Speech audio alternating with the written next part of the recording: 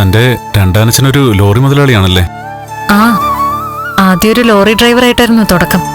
പിന്നീട് ലോറികൾ വാങ്ങി മുതലാളിയായി.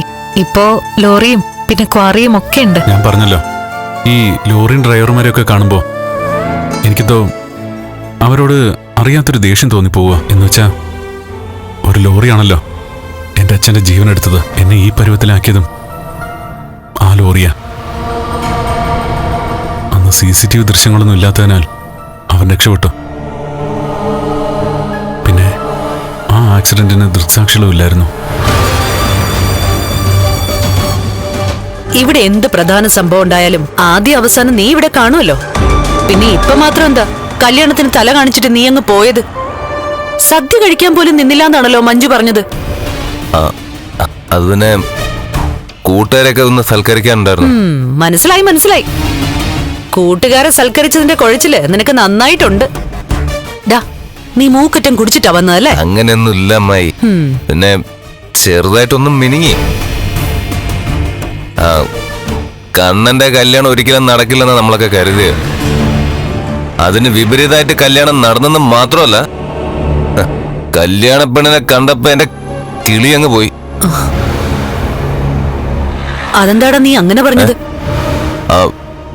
അത് അവളുടെ മുഖത്ത് എഴുതി വെച്ചിട്ടുണ്ട് അമ്മായി. അവള് ആള് ശരിയല്ലെന്ന്. തളർന്നു പോയി അവനെ താരാട്ട് പാടി ഉറക്കിയിട്ട് അവനെ വശത്താക്കിയിട്ട് ഉള്ളതെല്ലാം അടിച്ചു മാറ്റിക്കൊണ്ട് അവളൊരു ദിവസം അവളുടെ പാട്ടിനങ്ങ് പോവും. ഉറങ്ങുന്നില്ലേ? ഉറങ്ങണം. ഇന്നലെ ഈ നെഞ്ചി കിടന്നപ്പോ പെട്ടെന്ന് ഉറക്കം വന്നെന്നല്ലേ പറഞ്ഞത്? വല്ലാത്തൊരു സുരക്ഷിതത്വം തോന്നുന്നും പറഞ്ഞിരുന്നു. അത് സത്യ. കണ്ണേട്ടന് തണലായിട്ടാണ് ഞാൻ വന്നതെങ്കിലും ഇപ്പൊ അതിനേക്കാളും തണലിട്ടിരിക്കുന്നത് എനിക്കാ.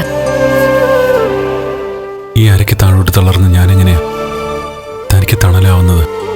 ഒരു സ്ത്രീക്ക്, ഒരു പെൺകുട്ടിക്ക് തണലാകുന്നത് അവളുടെ കൂടെയുള്ള പുരുഷന്റെ ആരോഗ്യം മാത്രമാണോ? കൂടെയുള്ള ആണിന്റെ ഒരു വാക്ക്, സാന്ത്വനപ്പെടുത്തൽ, അതൊക്കെ ഒരു പെൺകുട്ടിയെ സംബന്ധിച്ചിടത്തോളം മറ്റെന്തിനേക്കാളും പ്രിയപ്പെട്ടതാ. കൃത്യസമ്മതത്തിന് നീ എത്തി. ഇതുപോലെ 1-2 കുടുംബങ്ങൾ തകർത്ത ചരിത്രം നിനക്കുണ്ടല്ലോ. അതുകൊണ്ടാ നിന്നെ തന്നെ ഈ കർമ്മം ചെയ്യാൻ ഞാൻ ചുമതലപ്പെടുത്തുക. അളിയൻ അവരുടെ മുറി കാണിച്ചെന്നാ മതി, ബാക്കിയൊക്കെ ഞാൻ നോക്കിയോളാം. അകത്ത് കയറി ഇടതുവശത്തുള്ള മുറിയാ കണ്ണൻ്റെത്. അവന് വയ്യാത്തോണ്ട് മുറി അകത്തൊന്നും കുറ്റിയിടാറില്ല.